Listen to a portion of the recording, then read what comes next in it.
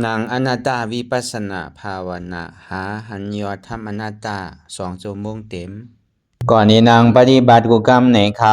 พร้อมกันไว้สาเยตนา3 เจ้าก่อนพุทธังที่พุทธาเจ้านั้นผู้เจมีเฮาคาไว้คาออกสาธุธรรมังที่ธรรมานาตาเจ้านั้นผู้เจมีเฮาคาไว้คาออกสังฆังยาริยาแปดเจ้านั้นผู้เจมีเฮาคาไว้คาออกต่อสืบกาเฮาติเลยดูคันธาเปิงดีพระตราสังขากรอิมาหังอัตตาภาวังพุทธัสสะปาริจาสามิกาติอันธาพาเปิงพี่แยมในดูตันพุทธาสาวเฮาออกอิมาหังอัตตาภาวังธรรมัสสะปาริจาสามิกาติอันธาพาเปิงพี่แยมในดูตันธรรมะสาวเฮาออกอิมาหังอัตตาภาวังสังคัสสะปาริจาสามิกาติอันธาทาเปิงพี่แงมในดูตันอาริยสังขาสาวเฮาออกต่อสิกว่าเฮาก็อ่อนกันเนาะผู้หลวงที่ปุญญาก็ปันโตอริยเจ้ากุเจ้าก่อน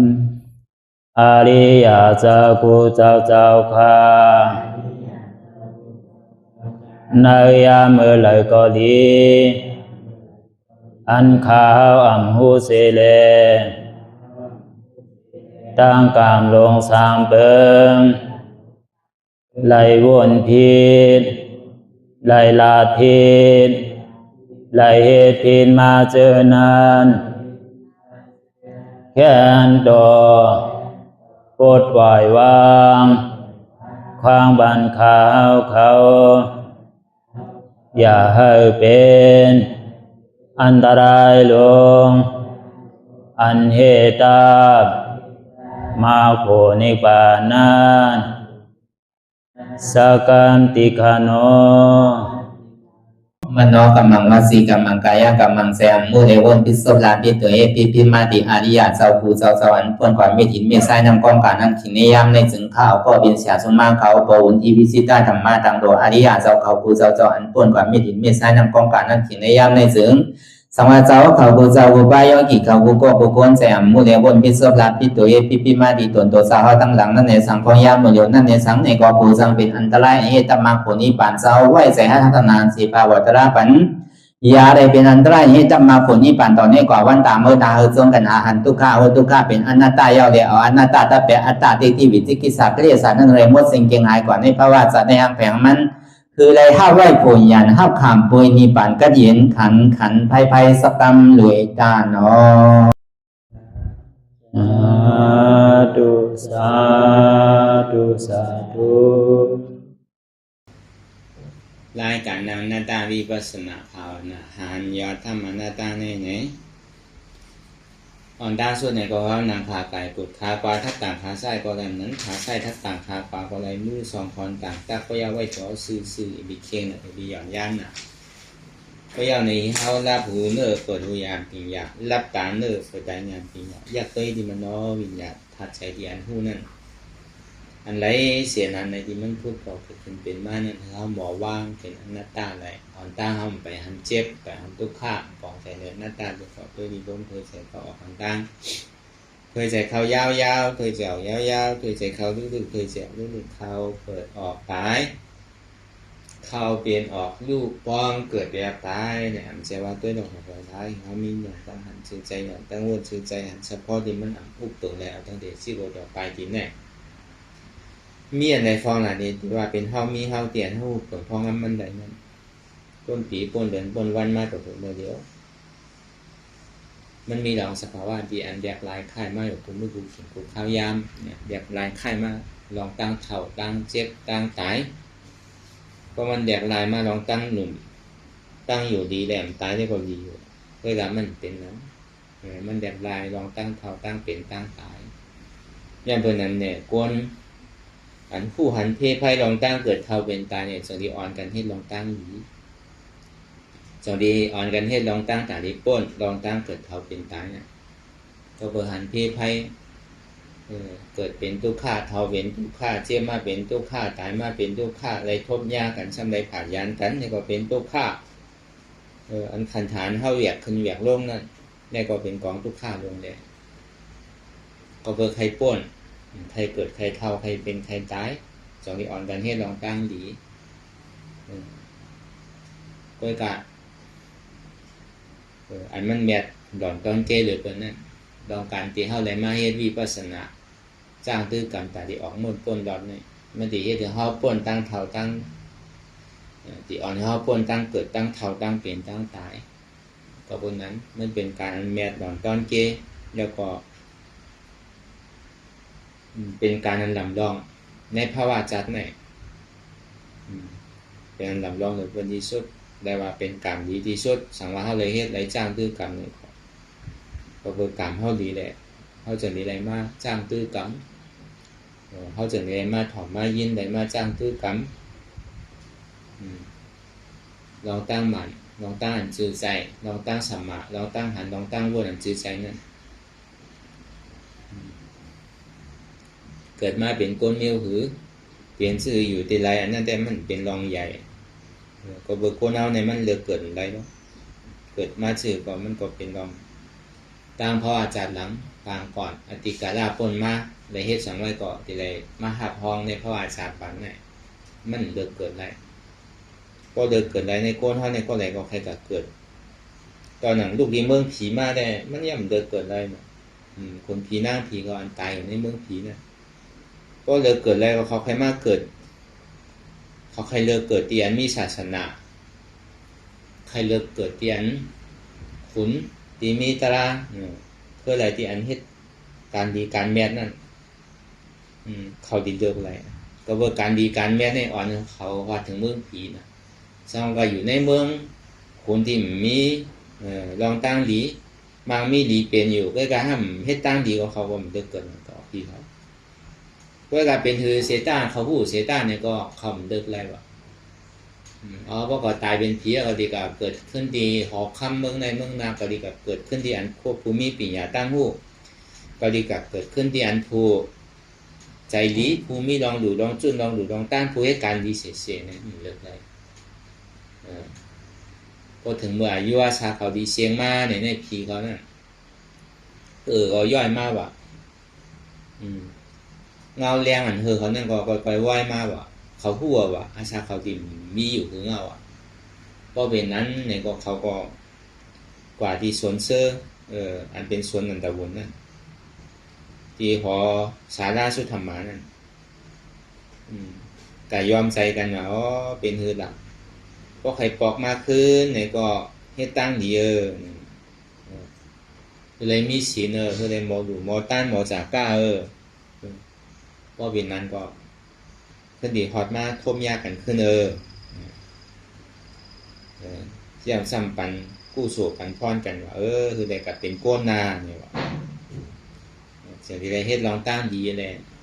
ยมาฮอตเมืองผีขึ้นเนี่ยว่าปันใจกันนี่แหละย่อมใจกันในปันแห้งกันในคือมาเกิดขึ้นเมืองโกนว่ะก็เบอร์สังมันเกิดไรห้าเนี่ยมันเกิดไรนะกล่าวเอามาแล้ว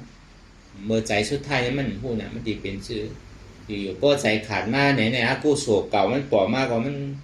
จะว่าเป็นพีอยู่ตายเป็นพีอะไรมันขึ้นดีมาเกิดเป็นโกนเนี่ยมันเป็นไรนั่นแล้วก็ในอากูโศกกรรมพูดปล่อเกิดขึ้นเป็นมาอะไรเฮ็ดสังไว้เลย ม.5 เกิดเนี่ยสังกับเป็นสัตว์เดรัจฉานในมันก็สังกับตกขึ้นนาลายก็มีว่ะมันก็กับขึ้นเป็นเปรตตาเป็นอสุรกายก็มีนั่นก็ว่านั่นจะว่าผีเนี่ยตายอยู่ปากก็เองก็เหมือนก็แต่ที่ปอกขึ้นเป็นก้นเนี่ยมี1ก้อนว่านั่นน่ะโดยเสนาในปอกขึ้นเมืองเก่าอ่ะก็เบิ่งมันเป็นรองเต้น่ะพระเป็นเจ้าพ่อไว้มันจะเป็นรองแรงเขาก็ปันไปปันแข่งใจกันว่าคืออะไรก็เกิดเป็นก้นนาเนี่ยว่าก็เบอร์หางน่ะมันเกิดเป็นอะไรมันเหมือนเจอพันธุ์อ่ะมันตกมาเหนือกลางหาวแหละบางอันเจอพันธุ์เนี่ยก็เพราะมันกับหญ้าดินหมากหินหมากพาก็มันขึ้นนั่งเก่าอ่ะเจอพันธุ์บางอันช่างไก่ตกในน้ำนั่นน่ะเจอพันธุ์บางอันช่างไก่อยู่จ้อมเถินจ้อมป่าก็เป็นวัวเป็นก้ายเป็น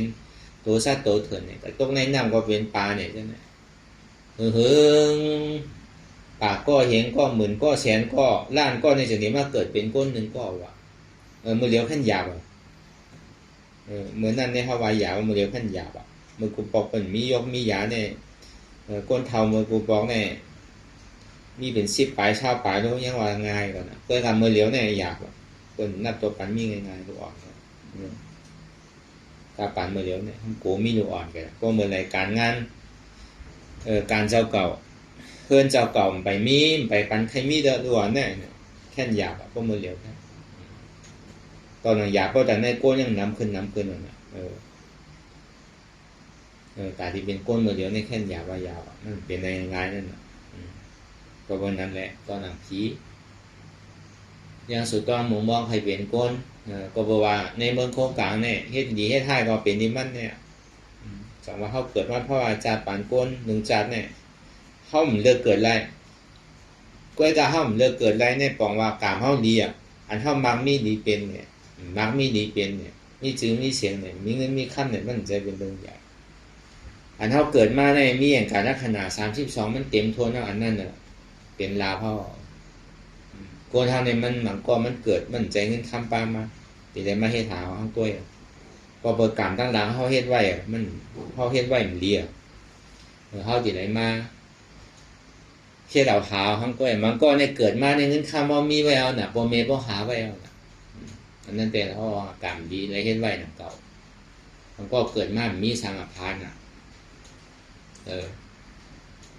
มันก็จะมีมันเหมือนกันทุกกรรมก็จะอันบางมีหลีเป็นอันขึ้นใหญ่ใหม่สูงเนี่ยมันมีที่เฮาไว้นั่นแต่ไอ้เฮ็ดก็มันไหลอันเพราะมันเธอเป็นของเฮาเนี่ยเป็นถึงทุกคนเอาข้ามเขาอย่างได้จามนั่นก็เพราะมันเธอเป็นของเฮาเพราะมันเธอเป็นของเฮาเนี่ยเป็นก้นผานมีสังยังจังบ่เป็นคุณเอาข้ามนั่นก็กามันว่าเนี่ยมันแทนผู้ไรน่ะก็เพราะนั้นห้อมเลิกเกิดไรก็การฐานเท่าที่เลิกเป็นเนี่ยเลิกไรเท่าที่ใครเป็นสังในเท่าหรือในเฮ็ดมือเลี้ยวเนี่ยจะว่าเฮ็ดให้ทำสุดต้องมุงมองใครเป็นก้นดีปีแมทจัดในพวกข้าเนี่ยจัดดีมากขึ้นดีเลยในทางจัดในพวกยากมันจัดดีมากขึ้นหนาเลยในถ้าทำมุงมองว่าจัดน้ำมันดีอยู่เยอะเนี่ยจัดในทำคัดใจเฮ็ดอยู่ลองตั้งดีในช่ำขี้ข้านเฮ็ดโกใครเฮ็ดลองตั้งอันนำดีในช่ำใกล้ช่ำใครเฮ็ดอันนั้นมันต้องหู้ดีนะเพราะว่ามีใจลองตั้งดีนำก็หัวตั้งนาได้หัวมันดีทบลองตั้งดีมันก็ใจเป็นดีก็หัวจัดนาได้มันดึงรอตั้งแหละมันก็ก่อดินลองดีก็หนึ่งก็เบอร์นั้นเข้ามันเลิกเกิดอะไรด้วยการฐานเข้าดีเลิกเป็นเนี่ยเลิกอะไรในภาวะจาปันเนี่ยเข้าไปเป็นสังจัดนาก็เข้าโดดเฮ็ดมือเลี้ยวเนี่ยด้วยการป้อยังใครเกิดใครตายยังตึงเบิกมันเจ้าปิญญา4 เบิร์นพระราชเป็นเจ้าเบิร์นเจ้ายาหันตาปัจเจกาพุทธาเบิร์นป้อยังใครเกิดโดยไม่เบิกว่าก็ว่ามันใครป้นนะของเกิดเนี่ยมันใจโจแก็บโจข้าวกันโจมันเปรียวมันจะว่าเปรียวเฉยๆมันจะว่าก้นบางมีดีเป็นเฉยๆโดยเสพระเป็นเจ้าเฮาเมื่อตึกเป็นหนอร้องเนี่ยเป็นคุณรอค่ำเนี่ยเป็นผงหน้าเนี่ยเป็นผู้ชัดเท่ก้อยๆก็ที่ได้เป็นขุนเมืองก็ที่ได้เป็นอุบานุเมืองยังจุนเลยน่ะแต่ดีใครออกก้นมุ่นหลอดในจากยุ่มหลงกามาเนี่ยตอนนั้นย่ำไปได้นี่ปั่นแต่เป็นช้างแม่ตัวนี้จุนมากบอกก็คือละก็เปิดใครป้นน้องตั้งเกิดเท่าเป็นตายนั่นนะอันเท่าเนี่ยมาเกิดแย่ทบ มยามหมันเพราะว่าหมันเนี่ยมันเป็นเส้นตั้งแต่ที่อ่อนเขาป้นตั้งทุกข้ามเกิดทำเป็นตายเต้เนี่ยเพราะว่ามันสั่งถูกมันเป็นกาปันมันจับพอดีอ่ะที่เรียกว่าถึงป้นก่อมใจที่ยาไวป้นก่อมใจมันอยู่กลางๆอยู่เมื่อเดียวเนี่ยพวกเดียวในศาสนาว่าเนี่ยก็สองหิงหักปากเนี่ยมันตึกจับอ่ะมันจะเป็นกาอายุอาสากลเท่าเนี่ยยอมลงสังเวกาตะลาก่อนนำขึ้นอ่ะมันหันอะไรดีแล้วสังว่าพ่อเขากัดทบยาเมื่ออายุก้นเป็นหมื่นเป็นแสนปีเนี่ยเมื่อกาปานพระเป็นเจ้าอริยเมตไตรยันติป้อมันอายุก้นเนี่ยมีอยู่80,000 ปีน่ะที่เต้มันมีแสนปีเราก้นเท่าอ่ะก้นตายเนี่ยเพราะเป็นป้อยเป็นล่ามมากับตัวกันเนี่ยเพราะเป็นกล้วยกันมันช่างเป็นกาอายุร่วงหนังเก่าอยู่หลายภาพเป็นเจ้าอริยเมตไตรเขาก็อยู่เฮ็ดเอาชอเราไว้เนี่ยสัตวะเนี่ยป้นกว่านำน่ะในสามปูนของเจ้าโกตมะเขาอาศักโกเนี่ยยาวหน่อยว่าเมื่อกี้นั่นก่อนเมื่อเดี๋ยวเนี่ยแค่อาศักในป๊อดเนี่ยมันเป็นกาปันปิ่งยาไปนำเพราะเขามียังสังเวกาแต่ละอยากอาศักเขาเมื่อเดี๋ยวเนี่ยมันดีอยู่ในมอกก็คือสิ่งขาเข้ายามเขาเนี่ยมันเป็นยามหรือยามหมันเขาพยายามสั่งก่อโดดคัดใจเฮ็ดโดดคัดใจจ้างดื้อกำโดดมีลองตั้งให้ท่าหันลองการเฮ็ดการตลาดเนี่ยบ่พักตัวโคตายบ่เขาเฮ็ดไว้เมื่อไหนเฮ็ดไว้ในเมื่อเหลียวในเนี่ยเพราะว่าจานในเกาหลีจานตั้งน้ำมันเกาหลีปอดอ่อนเขาป้นลองตั้งขี่แหละคอนลำลองเลยเปิดในศาสนาพุทธคำพระเป็นเจ้าเขาเนี่ยอันตั้งย่านั้นสูงสุดในเป็นนิพพานถ้าเป็นเจ้าสู่ไรเช่นบาเพราะว่าสู่ในก็สู่ในก่อนยังงานเจ้าเนี่ยพอถึงนิพพานอันเขาเป็นคนพุทธศาสนาเนี่ยเขาชอบดีกว่าซื่อๆยันนั้นเตียนเขาไว้เขาสาวกูวันเนี่ยเตียนเขาหยุ่มย้ำก็ดีอยู่ตั้งแต่เจอเพื่อนพี่น้องตั้งแต่ปู่ย่าหลายสืบปู่ย่าตาหน้าพ่อแม่เขาหลายสืบหลายโจบอกมีลองตั้งหยุ่มย้ำศาสนาพุทธมาพ่อเขาบอกเสียงแรงใจตั้งยังงานศาสนาพุทธช่างเป็นหือใครเขาเป็นซื่อหือใครเขาเฮ็ดเมี่ยวหืออันเขาไว้เขาสาเขาหยุ่มก็ดีอยู่เป็นถึงจิตถึงจอมเขาอยู่แน่ก็เบอร์โกเขาอะไรกับเกิดหน้าไล่น่ะโกเขากับเป็นตีอีดูเขาหนานั่นอันนี้ดูหนาหรือเขาหนานั่นโกเขาอะไรกับเกิดเมืองอาเปสิภูมินั่นน่ะสอนทำให้เขาไว้อย่าไปกว่าพอเฮ็ดแต่มันเวอะไรอยู่บอกว่ามันเมียวอันเฮ็ดอะไรอยู่อันเฮ็ดติ่มคือเขากว่าตกหน้าไล่นั่นมันก็เป็นอาเปกาสุราไก่มันก็ตัวอาเปสิภูมิเนี่ยถ้าเป็นเสาอ่ะก็บอกว่ามันเฮ็ดอะไรเป็นอะไรในก็จะดีซ้อนตาดิปิกอาเปสิภูมิตาดิมก็ขึ้นเกิดอย่าไปเฮ็ดลองตั้งเบิกนั่นเมาตัวใจเบิ้นตันแล้วเอาโคกของเปิ้นกดโปกดเมเปิ้นบาแปดว่าเรียนเปิ้นกินเหล้าเมายาเนี่ยเขาเอาเปิ้นตาย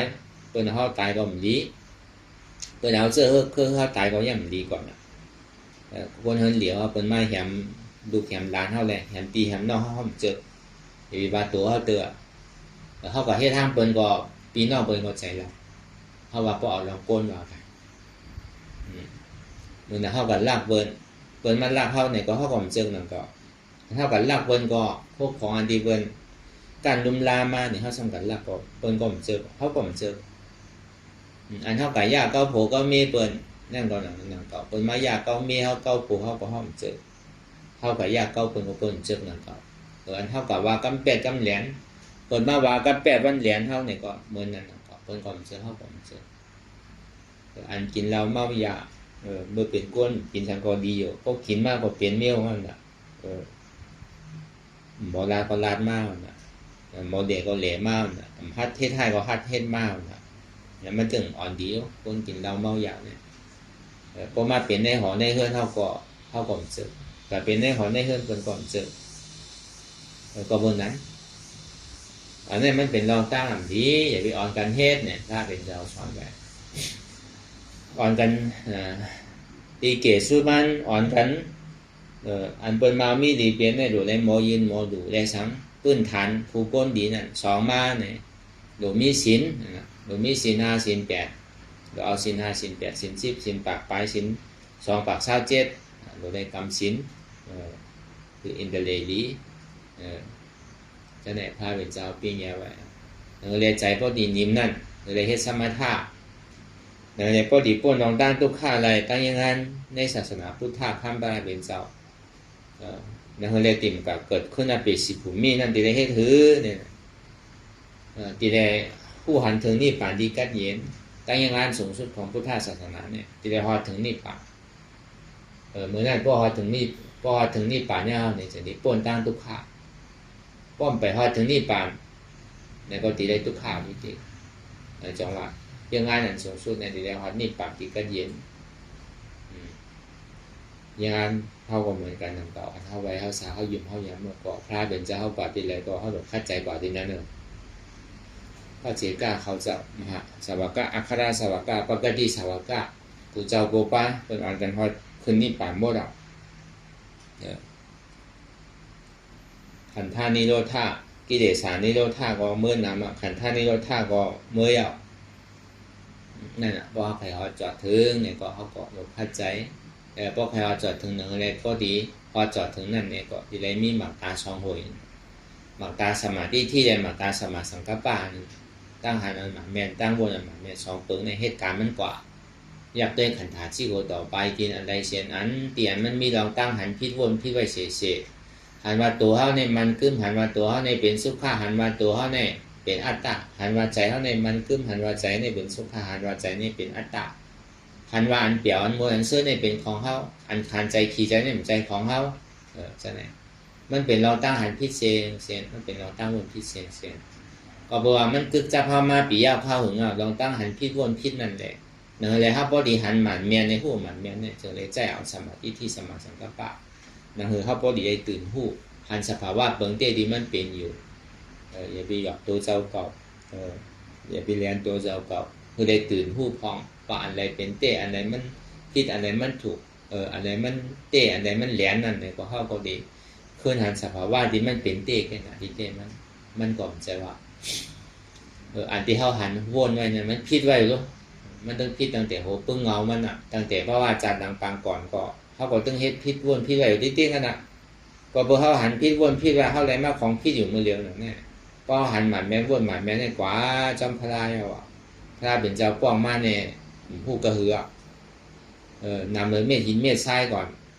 นำเนื้อเม็ดหินเม็ดทรายนำกองกะนำเนื้อเม็ดหินเม็ดทรายนำมหาสมุทรตลาดอันที่ไรเอานี่ปานก่อนนั่นน้ำป้อจันนั่นก็ย่ำป้าเข้าอีกก่อนเดี๋ยวถือทางก็เปิดเข้าหันพิษวนพิษสำหรับป้าเขาหนึ่งก็เข้ากติมในมาทบกันเนี่ยกว่าใครกว่ามันเนี่ยว่าอยู่กัดเย็นจอมพระเป็นเจ้าเขาก็จอมเจ้าอย่าหันตาเขาในมาตุข่าและมันมีรองตั้งขันใจ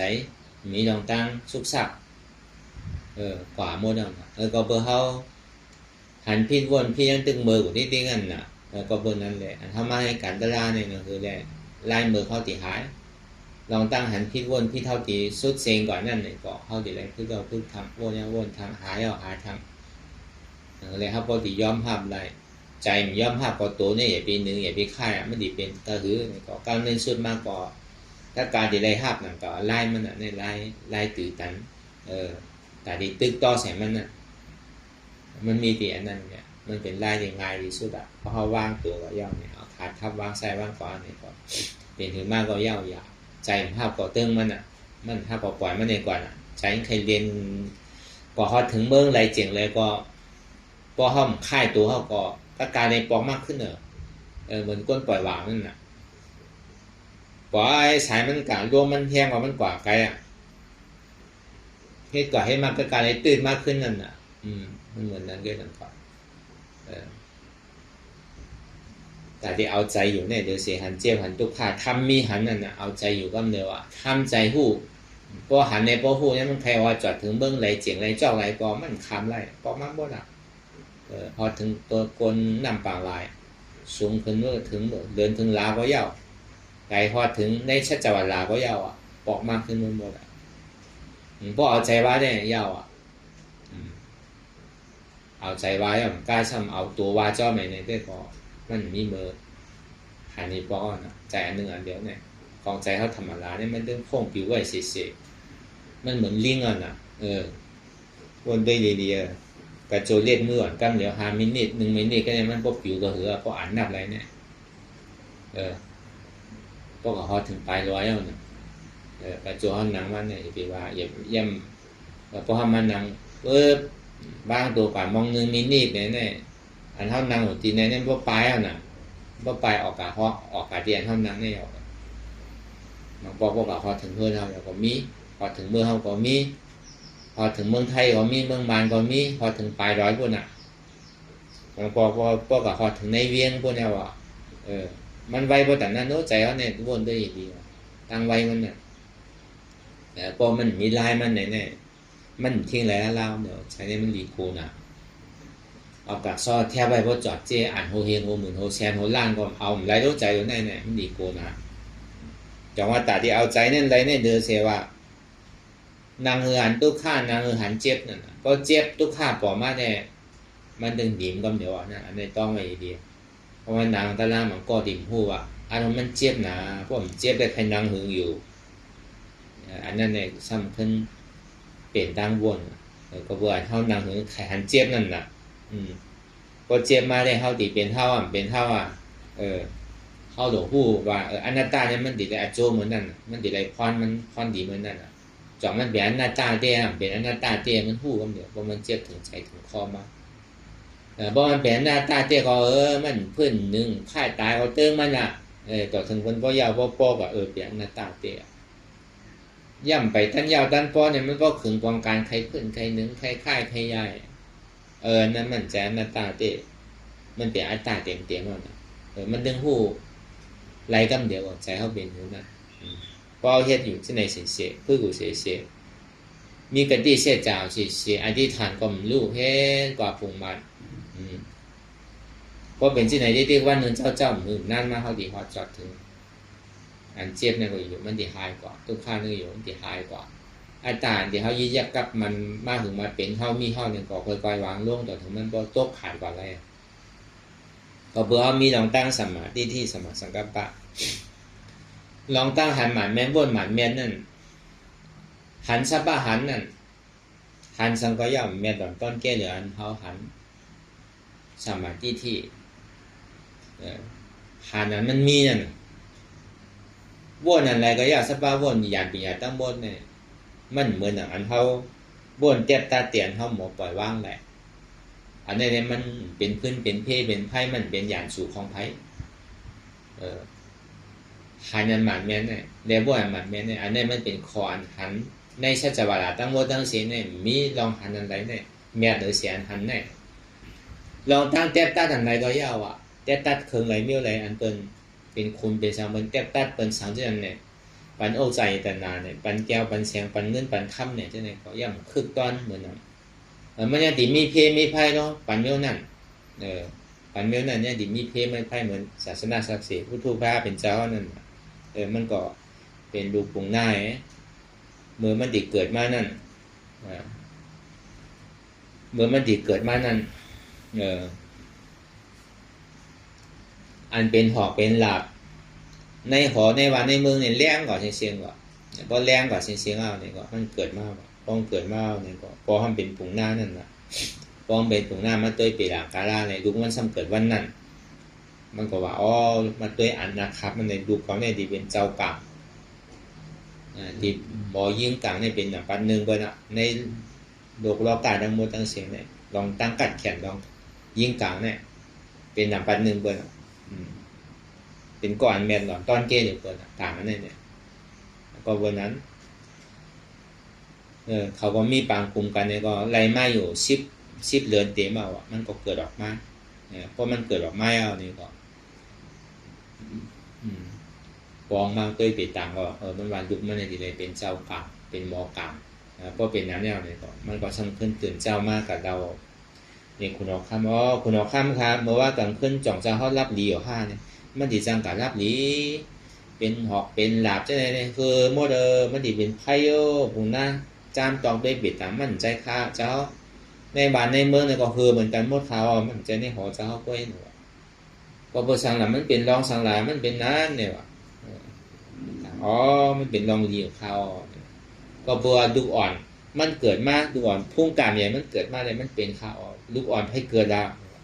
ลูกอ่อนคาเปียวเนี่ยก็เป็นนันเดียวอ่ะตัวมันหนีหลีนุ่มลามันหนีหลีแล้วก็คนออกค่ำเนี่ยก็เอาเงินอาปันมันอยู่เห็นค่ำว่ะเอากับปันการน้ำนมอาปันมันเนี่ยก็เขาว่านุ่มลาถึงดีมันใหญ่ขึ้นมากก็พอมันก็จังดีส่งมันก็เห็นดีเมืองตะกาศิลาเมืองตะกะโตเมืองดีบนเห็นปีหยาตั้งหู้นั่นน่ะเอากับเห็นป้องกับเห็นหมอกลางเอาก็ปานหนึ่งเนี่ยหมอมดแบบบนเห็นเนี่ยอายุ10 ปีมันอ่ะนั่นเนี่ยปานเหลวกันไหลหมดปีหยาตั้งหู้พอมันไหลมาโมเดลเนี่ยมันมาเปียหางนี้ยิ่งเนี่ยคุณเอาคำมาเปียเนี่ยกลางมันยิ่งขึ้นก่อนเดี๋ยวต้องฟ้านั้นก็ยิ่งขึ้นกว่าก็เป็นหอภาษาด้วยว่ะเป็นปลังหอภาษาด้วยเหมือนอย่างเวียงหนึ่งว่ะถึงกลางเนี่ยอยู่เนื้ออากาศกลางเขาเนี่ยตัวว่ะก็เปียเนี่ยที่นั้นเนี่ยก็ในเอาทางเลียมหนึ่งก็ยิ่งขึ้นกว่าก็หลั่นตกมดว่ะอันกลางนั่นตกลงดินมันหมดถึงตกลงดินมันหมดแล้วเนี่ยก็ตาวันก็ตกเอาว่ะก็ในคุณเอาคำในจมนะว่ะมันเฮ็ดไรด้วยเพราะมันมีพุ่งมีการได้เต้เนี่ยตีกับยิ่งต้นไม้ย่ำจับก่อนนะที่เฮ็ดเหมือนอันหนอเราเฮ็ดในแค่กว่าไกลนะว่ะเมื่อฟุ้งมาหางเห็นตัวเมื่อใบดีหางเห็นโคหางเห็นเมื่อใบดีเกาดีปันชูเมื่อก็ดีโยกเมื่อเป็นจอมซึกหลงนั่นกันถึงหางเห็นไปหางเห็นโคใบดีก็มาปูมือได้กับคำเอาอ่ะก็มาผูกมาได้มาหาเขาดีห้องเอาก้นบานก้นเมืองห้องเมืองเขาไอ้แดงมายกยองเป็นจอมซึกหลงแบบก็เป็นนั้นเนี่ยในกลางขึ้นมาเนี่ยมันก็ปอกกับเฮิรนอาบน้ำอาบสังก็จมนะปอกกับเฮิรนอาบน้ำอาบสังเอาก็ถึงกลางขึ้นมาเนี่ยวนมากว่ะปีหยาตีอันเก่าคู่เนี่ยมันซ้ำเป็นปูนตาที่เอาก้นตายไงเนี่ยว่ะมันยิงกลางมันมีโอกาสมันเดี๋ยวยิงเป็นตายได้หรอกเป็นจอมซึกเนี่ยมันเดี๋ยวเป็นโหนาซึกคนนู้นพรดีมันเด็กของคู่ว่ากลางมามันตีไรพรดีตีไรตั้งโยกยองตีไรเป็นจอมเป็นซึกตีไรเต็มทนทอยโลโอใจอย่างนั้นขุนเนี่ยตีทักตีเสือกตีปันโอใจอย่างนั้นเงินค้ำเพื่อกับวายดินสุดมาเนี่ยฉันมีตกนาลายเนี่ยว่าก็เป็นที่อย่างที่ภาพออกใครเป็นเนี่ยว่าตาออกเถินออกปากแต่เหตุเจ้ายาเซียนยาอันนี้ยังตีปนตั้งทุกข้าก่อนนะใครห้าเบาอ่ะหนอร้องเขาน่ะก็เป็นนั้นเอาก็มันก็ถึงเบิ้งตีเลี้ยงมันก็หลักออกเถินเอาก็เหตุเจ้ายาเซียนยาอันเนี่ยบอกว่า7 วันกันอะไรอภิญญาไรสารสวัสดิ์วินมอสันก็ในคุณเอาคำในยี่เนี่ยเนี่ยก็จงดีอ่อนเอาภาวานก้นเมืองมันเนี่ยก็เฮ้เจ้ายาเสียยาห้าเนี่ยพอเต็มหมดว่ะพวกมีดีอยู่ที่เช่าว่ะอ่อนกันแหละอภิญญากับหมดเนี่ยแล้วมันเป็นเช่นนั้นว่ะ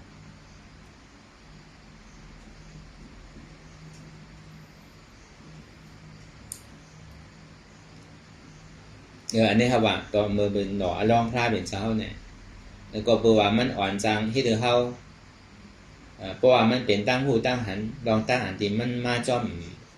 หมันแมนเนี่ยก็วายมาสำจังอ่อนเขาทุกข้านั่นก็แล้วก็บนนั้นอันเท่าเฮ็ดอยู่พ้องยามเหลือเนี่ยมันมีเพมีไพ่สังลองตั้งหันลองตั้งวนหมันแมนเนี่ยอันที่ว่ามาเมื่อเจ้าเนี่ยหัวมันตีไรยังสั่งถูกเป็นปัญอาณาอำนาจก็มันยังตีมีอย่างสูงยังตีอ่อนยังตกหน้าไล่อยู่ไม่ว่าเป็นคุณอันว่านั่นก้นเฮ็ดเมื่อก็ตีได้จอมปันตั้งเมื่อก้นเฮ็ดดีก็ดียกยองปันตั้งหลีพอมันเอาคนตายก็เขาสำเร็จได้เอามันตายหนังเก่าน่ะพอที่เอาลองตั้งแต่ยาวุ่นลองตั้งอันลองตั้งเพ่งเปี้ยงแต่มันเพ่งเปี้ยงกันอยู่ก็กาลองตามเนี่ยมันเพ่งการอากูโซเอาน่ะถึงมาเอาคนตายนี่ก็มันเป็นอากูโซน่ะมันเป็นลองตั้งหลีเอาน่ะในสินคอหาเนี่ยมันมีอยู่ดูก็คนนั้นแหละเมียวนั่นลองตั้งหันเหยียดนามันก็แมดหันเมืองผีเมืองช้างก็แมดหันนั้นมันแมนจื้อใจได้แมดเหลือเกินเชียงว่านั้นมันแมนจื้อใจเนี่ยแมดเหลือเกินเชียงหันนั้นมันแมนจื้อหันทำนั่นทำมีหันน่ะอันหันตัวข้าอันหันเจ็บย่อมกาเนี่ยซ้ำวนว่าเจ็บไปตัวข้าไปอันหน้าตาเนี่ยบอกว่าลองตั้งหันลองตั้งวน2 เปิงเนี่ยมีอะไรเขี่ยเขียงไว้ในโลกกาเนี่ย อ่อนเขาก็ถึงเมืองผีเมืองสางก็หันโจ๊กแก็บโจ๊กข้าวไว้ถึงว่าอะไรก็อยู่โจ๊กแก็บโจ๊กข้าวไว้ถึงอายุอาสักเสียงสุดก็ตกมากขึ้นหนังเก่ามันอ่อนเธอป้วนน้องตั้งทุกข้าเลยกะก็เขากะหันยำเชียร์ลายก่อนนะอะโลใครกะเขาถึงเมืองผีแกเพราะว่าคุณผีนั่งผีเนี่ยมันใจเหมือนเมืองเฮาลูกคุณผีนั่งผีมันทางดีนะมันใจเหมือนป้นเมืองเฮาน่ะในเมืองเฮาเนี่ยนางงามนางสาวหาดีไปขึ้นนั่งผีอีเตอนั่งผีเป็นทางลีนะลูกคนผีนั่งผีเนี่ยมันจะเท่ามันก้นเท่าน่ะทางลีหนาวเพราะฟุ้งกามไปมีก็คือเงาเหิมกล้ามทางดีทำเงาเหิมทางน่ะเพราะเขายามหันเขากับหันให้เพราะเขาใครเปลี่ยนหนาวใครกับเกิดขึ้นเมืองผีเมืองโกนเนี่ยมันดึงแตกในสีอีกตั้งเดียวเนี่ยก็เบอร์นั้นตามันเจอมันเมียพ่อกับหันสั่งถูกก็จังยะอาแปดมันก็ว่นสั่งถูกเนี่ยก็จังยะอาแปดมันหนังเก่าจังว่าการที่หันเขาวนลองตลาเนี่ยมันมีอาแปดสั่งตัวเจ้าเก่าก็เสื้อสาเปิ้นก็เสื้อสาตั้งน้ำมากก็เสื้อสาตัวเจ้าเก่าเสื้อสาชื่อหล่ะเพราะว่าตัวเจ้าเก่าเยื่นหยาบเยื่นทุกข้าอะไรหันทุกข้าอะไรเนี่ยมันจังกะเนี่ยไผว่ามาติ๊กเตียงอ่ะนะเปิ้นใจเฮ็ดปันเฮาลูกพอดีว่าซื่อๆมันลองตั้งเจ็บลองตั้งทุกข้าเนี่ยก็บ่เฮาหันพิษวนพี่ได้เฮาอะไรมากกว่าทุกข้ามีเฮากันน่ะเฮ็ดปันเฮาพอเฮาไข่ป้วนก็เฮาซ้ำขึ้นเดี๋ยวอ่อนหัวมันป้วนหนังเก่าก็เบิ่งนั้นแหละมันก็หาตามพิษเปิ้นน่ะมันมาหาตามพิษเจ้าเก่าก็เป็นนั้นเนี่ยมันมีเอาน่ะยานสูก็นั้นในโลกโลกาเนี่ยบอกว่ายานสูเป็น10เป็น20อ่ะก้อนนึงก็ป้อนน้ำเอาป้อมมีในแค่นเดียวจะว่าอันเฮาหันอันหมันแม่นเนี่ยหมันโดยเซนได้ก็มีอะไรแท้งอ่ะว่นอันหมันแม่นว่นทัดสามมันใจเฮามันเป็นเฮามีเฮาโลกในปองว่ามันเอาอันนี้เจยลองอ่ะว่ามันเป็นสภาวะอนัตตาอาบหวานอาบเมืองผีเมืองสางปันก็ใครมันเอาอ่ะมันติดตุกข้าวนะในสัจวาระตั้งหมดตั้งเสียงนี่อาบมันเป็นขุนเสียงก็มันติดตุกข้าวอย่างที่ว่าในเมืองโคงกลางเนี่ยเคยก่อนมีคนหักก็มีคนจำเนาะเมียวเป็นคนอ่อนโหกันแน่ก้อนหนึ่งถูกใจก้อนหนึ่งถูกใจก้อนหนึ่งเมียนใจก้อนหนึ่งเมียนใจลูกมันมีหลีมีหายลูกมันปนอะไรลองตั้งหันตั้งวนลองล้อการเนี่ยมันมีมือยาวมือสุดนะเวลาลองตั้งหันลองตั้งวนล้อกุตลาเนี่ยมันมีมือสุดไหลเตะลูกก็บอกว่ามันหันเมียวเปลี่ยนเปิ่นโกกันในหลงล้อการเนี่ยมันซ้ำวนว่างกันดิเมียวอันก้นล้อการพาแดงเนี่ยมันเมียนหนาวเมียนปกติแต่ว่าสมาธิที่สมาสังกัปปะลองตั้งอันหันหมันแม่นเนี่ยหันสัปปะหันเนี่ยหันนั้นหมันแม่นเลยเพราะเนี่ยเป็นสมาธิที่ลองตั้งสัปปะวนตั้งวนตั้งเสียงเนี่ยวนอันเต็บตัดทัดหรือเพราะเนี่ยวนลองอนัตตากำหนำเนี่ยมันเต็บตัดลองอัตตาไปรู้มันจะอนัตตาในโลกโลกาเนี่ยมันเต็บตัดสังกปุนตามมันหน่วยไรมีส่วนไรส่วนเป็นกันนะมันจะนี้เต็บตัดกล่าวก็รู้อันเต็บตัดภาวางจุนเนี่ยมันเต็บตัดรู้เนี่ยเขาว่าเปิงแตกมันเหมือนน่ะพอเมืองหลวงสองก็ในสัมพิษกันใครอ่านอำนาจเหมือนกันกองใครกุมใครเป็นเจ้าเป็นใหญ่ในจอมในศึกหลวงตั้งโมตั้งเชงจะไหนกันก็หนึ่งทำใครเป็นใหญ่กูดีกูตั้งก็หนึ่งทำใครเป็นใหญ่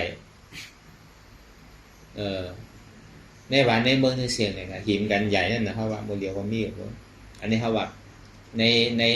นตลาดเนี่ยมีหนังเก่าเขาว่าแตกหนีกันอนัตตานั่นมันคือหล่ะในเจ้าคนสามารถแก้ตัดว่าอันสุขอะไรใครเป็นเนี่ยอันสุขอะไรใครเป็นเนี่ยตาสุเป็นขุนเมืองเดียวเนี่ยว่าเก่าก็ที่อาวันอาเมืองปันสุเอาเก่าใครอยู่ว่าวันเมืองเนี่ยสุเป็นขุนเนี่ยก็ยาวอ่ะมันเหมือนที่นั่นกับอนัตตามันติดแต้มตาว่าใครก็อย่าไปเป็นนะคุณก็ในเป็นนั้นแน่ก็ในเป็นนั้นแน่มันซ้ำติ่มป้อใจนะฮะว่าอันมันใครเป็นขุนวันขุนเมืองซ้ำหือมันมาเป็นก้นทิ้งเงินทิ้งโคทิ้งของได้มันก็ติ่มเจิกนะก็อันมันใครทิ้งโคทิ้งของซ้ำใครหึงกับเป็นขุนซึกมันก็ติ่มเจิกนะครับแต่พวกใครเป็นก็เป็นถึง2 เปิงนั่นนะ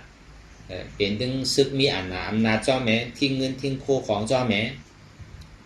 มันใครเป็นเสียงอนาคใครมีเพราะฉะนั้นเราต้าสูบเป็นคุณหอค่ำกว่าเยาสูบโดยเทียงกัน ตาอาผู้สุดเป็นคุณเอาคำมนเนี่ยว่าเกาดิมขำเป็นเอาเกาดีป่นตึงดุกตึงเมตึงหอตึงเฮือนตึงม่วงใจแต่หนาก็ดีจุนพาเมื่อบ่เสียงอาสูอู้ไว้แล้วกล่อมเอาสังกล่อมไล่สังเปิงแต้นเป็นเช่นนั้นอนัตตาแต่พอเป็นเช่นนั้นเนี่ยมันกล้าเย็นคือละมันกว่าหาเพ่หาไพ่ของเราแต่พอยาขุนเมืองเนี่ยซุ่มโดดเป็นทางซีก็เย้าที่เก่าเสียงขุนเมืองจอมซึกหลงกับโดดเป็นก้นทิ้งโคทิ้งของกับโดดเป็นเอาโซมดอ่านน่ะโดดเป็นสังฉันมียานชูนังก็ว่าเขาที่ไหวเคนต่อคุณเอาคำนังก็วันหนึ่งมาเขามีอ่านน่ะอำนาจมากเขาฉันขึ้นดีขึ้นคุณเอาคำคุณเอาคำดีให้ตายย้อนอนัตตาเนี่ยมันเหมือนอัตตาหันเหมือนนั้นบอกกับเต๊กๆนั่นลองตั้งวนเพราะวนที่นั้นในพี่ดูว่าวนอันว่าจุนภาว่างเป็นเช่นโดมใครหังอันนั้นจะนี่หมักแมงในพระเป็นเจ้าก็พึกย่ำเบอร์พึกอันในมาในหมู่เกินในเสียสังไข่ใบแซงกำพาพึกหันพึกวนพึกหันพึกวนอันหมักแมงจืดใจวนหมักแมงจืดใจต่อถึงมาเขาล็อกมันเตะต่อถึงมาเป็นสัพพัญญูตาหยาบเนี่ยอ่อนมาสอนเขาตัวมันจะโทษมานั่นน่ะแสถึงที่มาอ่อนเท่าก็เปิดมันเป็นลองตั้งกันเย็นลองตั้งหันหมันแม่นเนี่ยหันกูเจอกูลองเนี่ยอันหันหมันแม่นเดินเปิ้นลองตั้งสมาธิที่ได้มียาวลองตั้งวนแทบตัดขาดเดินเปิ้นเนี่ยอันแทบตัดกูเจอกูลองเนี่ยมันยังจังมีเพมีพยอนมันเนี่ยเพื่อการแทบตัดลองตลาอันว่าแต่ตาวางแผนหน้าตาเนี่ยมันจังมีเพมีไพหรือไพตัวเจ้าเก่าก็ยังดิ่มเอาตัวเจ้าเก่ายังดิ่มจนดิ่มพาว่างเนี่ยบอกว่ามันมีเพมีไพเป็นแบบไพก็คนที่มันมีเพมีไพเนี่ยมันเหมือนทางเปิงหนึ่งเหมือนตัวหมากโมงนั่นน่ะหมากโมงตัวนึงมีหมากหวานก็หวานแค้มก็แค้มทางตัวนึงซ้ำมีหมากก็ได้ถึงเมื่อมันสุกมาเนี่ยคุณเมื่อจะได้มาเรียนเด่นในสวนเชื่อก็มาเรียนเด่นในสวนเชื่อเหมือนคุณมหาชนก้านั่นอันนี้ก็เอาลองหมากโมงอันนี้เป็นตะลานั่นน่ะเป็นตะลาหมากโมงนั่นเข้ามาในสวนเชื่อเอามาหั่นหมากโมงมันหวานด้วยการเมียวหวานเมืองเหมือนหวานนั่นเพราะว่าคุณกินน้ำตั้งเขาจะที่หัดกินมันจะเป็นสวนเชื่อคุณว่ะมันจะมีพิงมันไว้ว่ะแล้วก็คุณกินเอาพ้องเมืองเขากินพ้องเมืองเขากินเอาในก่อนเจาะซึกเขากินก็ซึกเขากินเนี่ยก้นมาก้นเมืองเสียได้กินแบบหมากโมงต้นนั่นก็คุณเอาขั้นขี่จ้างหรอกอาหารนั้นเอาวิทย์กินก็มากินได้อร่อยหวานตัวเตะกินในหวยสองหวยที่ไหนก็ได้ก็ปองมากกันมาวิทย์กินทางไหนมันหวานหมากโมงไหนก็ในถึงบ่ายปองมากได้มันดีกับเมี่ยวล่ะหายโมดเอาหมากโมงมันเป็นหิมกันกินโมดเอาพวกคนในกินเนี่ยก็ใครกินก็พี่เอาก็กิ่งมันว่าไว้มันว่าพอห้าก็ก้อยหมดเป็นดีตัวดีดูสิล่ะมาหวยนึงก็ไปขึ้นก็ในทางตัวนึงซ้ำไว้โดดไว้นึงก็โดดแล้วก็เพราะมันมีมามันจะนี่มาวนมาการอันดีอยู่ซ้ำก้นน้ำก้นการที่อันมีอันอำนาจมีเอาใจแต่หนาเงินคำแน่เปิ้นก็คอยนะเปิ้นก็ใครยิ้มใครรักใครจนเอาอันมีสังในกัดเย็นนู่นนะเอาตั้งแต่นั้นมาเนี่ยมันก็จะนี่คืนปองการมันเนี่ยแหละต่อถึงลูกมันใหญ่มากเนี่ยก็เอาอาการนาการบรรดุกันสังในของมันก็อยู่เด็ดๆเย็นๆกำซีนอยู่ในบางหอมันนั่นคือไผ่ทบไผ่เนี่ยต่อถึงมันก็ขู่โผล่อะไรออกที่ในหอมาเนี่ยคุณมหาชนก้าก็บริหารเพศไพ่ลองตั้งการอยู่เศร้าโฮมกันเนี่ยมันมีอันเป็นคอยมันมีอันเป็นไข่ยาไข่เก้านั่นเพราะมีเอาใจแต่นะมีโคมีของนำก็มีน้ำตุกข้าน้ำมีเกตุกข้าเกนั่นเพราะมีก็มีลองตั้งตุกข้านั่นมีน้ำไม่ใจน้ำมีเกไม่ใจเกมีก็มีลองตั้งไม่นั่นมันออกมาดีนะพอมันจนพาว่างก็มันจะดีปลายของการนั่นเนี่ยคนมหาชนก้านั่นเหมือนเราต้องจะเข้าเป็นนั่นในวิทยาปารามีนั่นแล้วก็เบอร์นั้นเนี่ยการเรียนเท่าหันอยู่เมื่อเร็วในมันเป็นขึ้นเป็นเพศเป็นไพ่ด้วยกาป้อมตั้งใจให้ดีๆมันเนี่ยข้ามมันทำครัวออกมาตัวเจี๊ยบตัวทุกข้ามีอันทำใครยินใครทองมีเขาใครยินแต่ใครยินถึงเป็นอันเปียวมวยเสื้ออันจมเสื้ออันยุ่งโคก็อันเขาใครเจอแต่อยู่ซ้ำใครมาคือหันกันทำสมบัติเป็นทุกข้าเนี่ยอันตาลาเดี๋ยวมันโดดเปี่ยวเลยทุกข้าโยมันโดดแคบเลยทุกข้าโยมันโดดมีโยทุกข้าเพราะมันพอกาเต้เข้าใจอยู่นะเก่า mơ mình phải hoa tem mình thì lấy thuốc con thao này còn nằm có mơ mình thì xả này còn mình đổ lấy giảmมันตั้งเมื่อมันติเสื้อใจเนี่ยมันติเลยมีลองตั้งขานใจมันตั้งเมื่อมันติเลยอยู่เปี่ยวกินมวลเมื่อมันจะอยู่ซ้ำสารเนี่ยมันติเลยอยากมือตึกหนึ่งมือยังตึกแค่ตึกหาอยู่เลยมันใจว่าเกิดป้ามาลงเขาติเลยมาเฮ็ดหาเสียงเพราะอยากมือตึกหนึ่งตึกกรรมก็เท้ามาเขาติเปี่ยวนั่นน่ะพอเฮ็ดหาไว้มือไปเท่าไปเป็นเนี่ยก็เก็บซิมไว้ก็เท้ามาก็เขาติทุกข้านั่นแต่พอเฮ็ดหาไว้มือตึกหนึ่งตึกกรรมก็เท้ามาทุกข้าก็ไหนการเฮ็ดตลาดในก่อนหนังนั้นหนังเก่าป้อมคัดใจเฮ็ดไว้เนี่ยพอเท้ามามันจังเฮ็ดแต่พอเฮ็ดไว้หลายอันเนี่ยเขาเท้ามากก็เขากลัวเขาหัวน่ะเสียตังค์มันพอเขาแล้วก็เขากลัวใครตายซื้อใครเป็นซื้อก็เปสิผมมีปีกแล้วก็มันก็ซักสาวน่ะที่เกศสุดมันเป็นนั้นกะเพราะมันไหลกว่ามือไปไรเนี่ยก็คัดใจให้ดูมันไหลหนึ่งมันตีฮอตตีจอดถึงเนี่ยก็เขามีลองตั้งหันลองตั้งโวนเนี่ยเป็นคอนลำลองเลยเบิ่งเช็งตียาวๆมันเนี่ยก็ทำมีหันทำใจหูมี2เปิงทำมีหันสังหันเจ็บแกนต้องตอดเนตรสันไว้คมไตทำใจหูหวานเจ็บแกนต้องตอดเนตรสันไว้คมไตเนี่ยเป็นอนัตตาทำมีหันว่าอ่ำใจโหเก่าอ่ำใจขาเก่าอ่ำใจมือเก่าอ่ำใจตัวเก่าอ่ำใจเก่าอ่ำใจเจ็บเก่าทำใจหูว่ามันเป็นอนัตตาทำมีหันตัวข้าทำใจหูว่าตัวข้าเป็นอนัตตาทำมีหันเจ็บทำใจหูว่าเจ็บในเป็นอนัตตามันพูดปอมาดีโตเนี่ยก็เนี่ยมันหุบสู่หัวใจโตเก่าอนัตตาพูดปอมาดีใจอ่ำใจเก่าอนัตตาพูดปอมาดีเจ็บเนี่ยก็อ่ำใจเก่าอนัตตาเฮ็ดที่ไหนก่อนที่แกเนี่ยก็วนยาวข้าวยาวหมุนหึงอย่าไปว่าไพ่อย่าไปว่าเทิงอันเท่าหันอันเท่าวนอันเท่าวนเท่าหันนั่นหึงเถียงเปลี่ยนกันวนดอกถึงเจ็บนั่นป้อสุดวนดอกถึงทุกข้าป้อสุดตัดดอกถึงอัตตาป้อโตพูดขาดกว่าอันใดที่มันพูดปอเกิดขึ้นเปลี่ยนมานั่นคือเอาป้อหมอวนวางแจ็บตัดเป็นอนัตตาไว้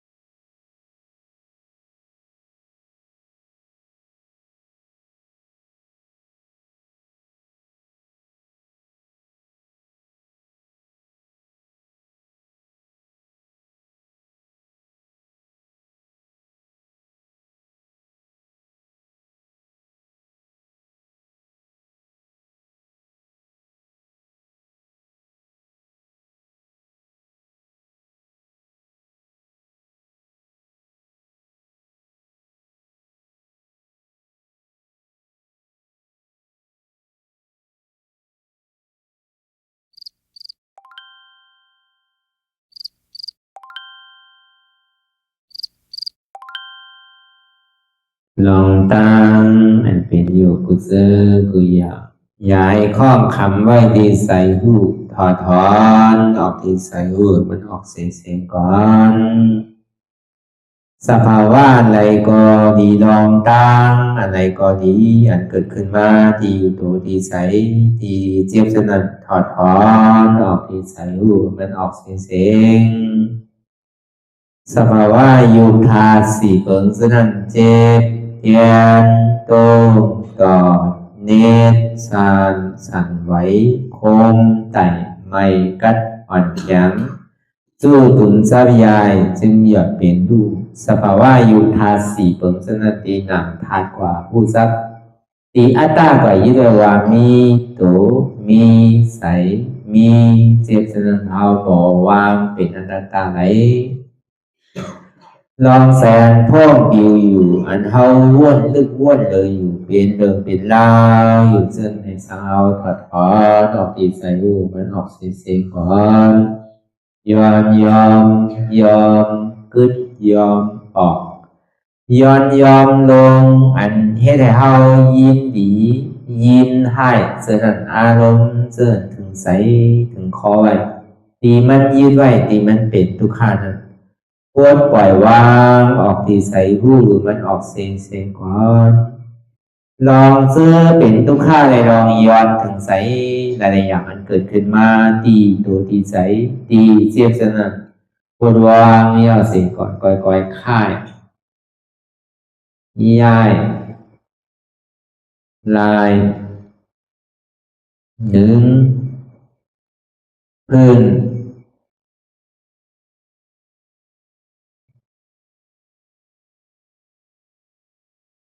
พยายามไหนก่อยเปิดตาลืมตาลอยได้เป็นการปฏิบัติธรรมโคตรอายธรรมอันเกิดขึ้นที่โตที่ใสที่เจ็บอันนั้นโคนหาเหตุหาเงาพระจองทุกขันนั้นต่อสืบการในเฮาที่ได้ส่งเมตตาถึงวิเนยสัตวะตั้งหมดตั้งสิ่งก่อนอิดาเมปุญญังอาสวะคายังนิบานังวาหอตุมาปุญญาภังกังสเปสัตตาสัมมาลาภันตุอิตังเมปุญญังอันเฮาคาไลมาตือกรรมปฏิบัติวิปัสสนาภาวนาหาหันยอดธรรมอนัตตาในอาสวะคายัง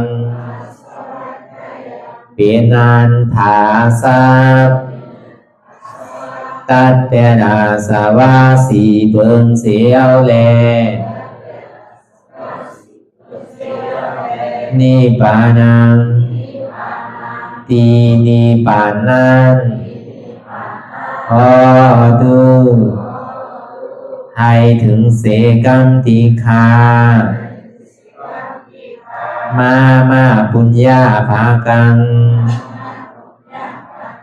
พรดีอันคามานังวิปัสสนาภาวนาทรงยืนปัน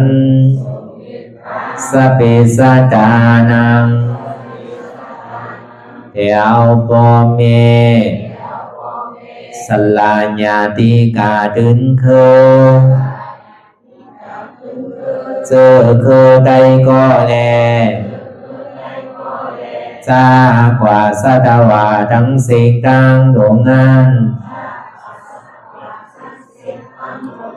สมาลาพันตุอะไรพรดีนำกันตั้งเฮาคา ตังสิงสกัมติคาโนสาธุสาธุสาธุ ต่อสิกว่าเขาอ่อนกันนับหัวหลวงที่ปุญญาโกปันโตอริยเปเจ้ากูเจ้าก่อนอริยเจ้ากูเจ้าค่ะในยามเมื่อไหร่ก็ดีอันข้าวอ่ำหูเสเลตั้งกามลงสามเปิงไหลวนพิษไหลลาดพิษไหลเหตุพิษมาเจอนานแค้นดอกปดไหววางความบันขาวเขาอย่าให้เป็นอันตรายลงอันเหตุตามาโผนิปานันสกัมติคาโนมโนกัมมังวสีกัมมังกายกัมมังแสมมุเรวนพิศลาปิตัวเอพิมาติอาริยะเจ้าภูเจ้าสวรรค์พ้นความเมตินเมสายนำกองการนั่งขินในยามในจึงข้าวก็บินเสียสมาเขาปวุนทีวิสิตาธรรมะตังโดอาริยะเจ้าเขาภูเจ้าสวรรค์พ้นความเมตินเมสายนำกองการนั่งขินในยามในจึงสังวาเจ้าเขาภูเจ้าภูปายอกิเขาภูก็ภูกวนแสมมุเรวนพิศลาปิตัวเอพิมาติตนตัวสาวตั้งหลังนั่นในสังพยามโยนั่นในสังในกอภูสังเป็นอันตรายเหตุมรรคผลนิพพานเจ้าไหวใส่ให้ทัศนานสีภาวตระปันยาได้เป็นอันตรายให้จำมาผลนิพพานตอนนี้กว่าวันตามเมื่อตาเฮอจงกันอาหารทุกข้าทุกข้าเป็นอนัตตาเยาวเดียวอนัตตาตาเปอัตตาติวิจิกิจสักเรียสันนั่นเลยมดสิ่งเก่งหายกว่าในภาวะสัตว์ในอังแผงมันคือเลยห้าไหวผลยันห้าขามปุยนิพพานก็เย็นขันภัยสกรรมรวยตาเนาะสาธุ